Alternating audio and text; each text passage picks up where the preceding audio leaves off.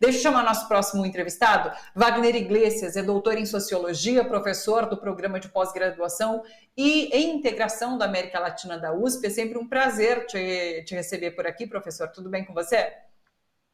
Thalita, boa tarde, tudo bem? Prazer também estar aqui com vocês. Professor, vamos lá. Eu queria trazer esse episódio primeiro, que foi a invasão da Embaixada do México no Equador. Só para situar o que aconteceu a quem nos acompanha, as forças de segurança do Equador invadiram a Embaixada do México, que fica ali em Quito. Isso aconteceu na sexta-feira à noite, os policiais entraram, então, para capturar o ex-presidente equatoriano, Jorge Glass, que estava abrigado nesse local desde dezembro para evitar o cumprimento de um mandado de prisão.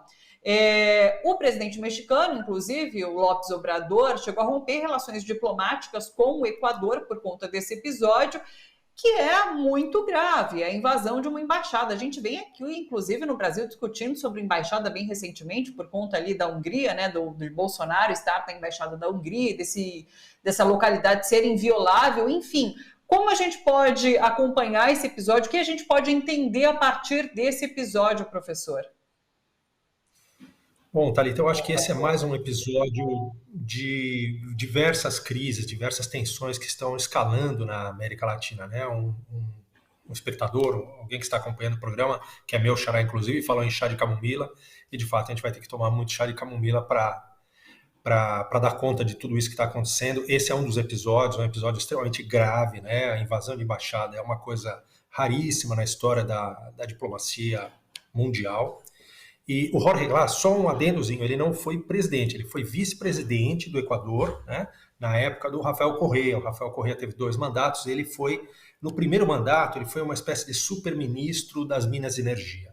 Então ele tinha sobre o seu comando petróleo, energia elétrica, água, mineração, saneamento básico, enfim. E no segundo mandato do Rafael Correa, ele foi vice-presidente. Né? O Jorge Glass ele já teve aí um período de prisão, se não me engano, de 6 anos. Ele foi condenado pela justiça logo depois que o Rafael Correa saiu do poder e entrou o candidato do próprio Rafael Correa e do próprio Jorge Glass, que era o Lenín Moreno, que deu um giro de 180 graus em termos políticos e caminhou da esquerda para a direita, e aí a justiça equatoriana foi para cima do Jorge Glass. E ele foi condenado por conta de denúncias de escândalos envolvendo a Odebrecht.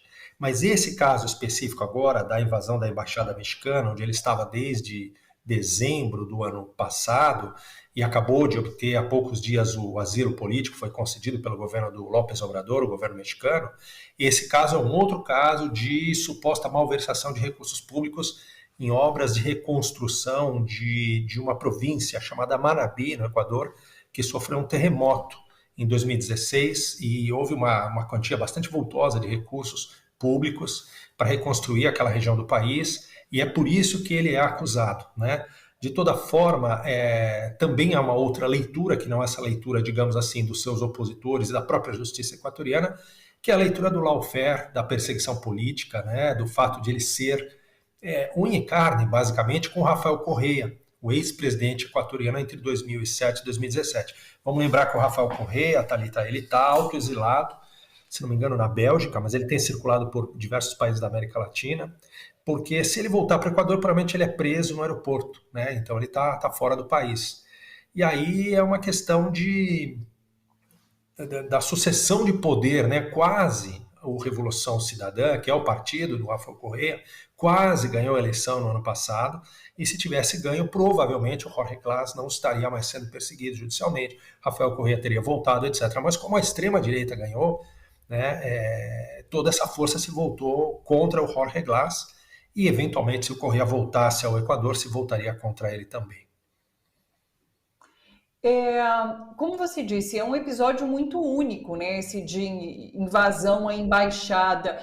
Pode tomar proporções maiores. O presidente do México rompeu relações, mas a gente fala nesse momento, inclusive, sobre essa questão da ascensão da extrema-direita mundial, né? Então a gente tem, inclusive, aqui no Brasil, acabamos de falar sobre Elon Musk também fazendo esse enfrentamento com a justiça brasileira. Dá para a gente colocar esse episódio nessa nessa teia da extrema-direita mundial e como ela vem se fortalecendo e tomando atitudes como essa, que enfrentam algumas regras básicas do direito internacional, não?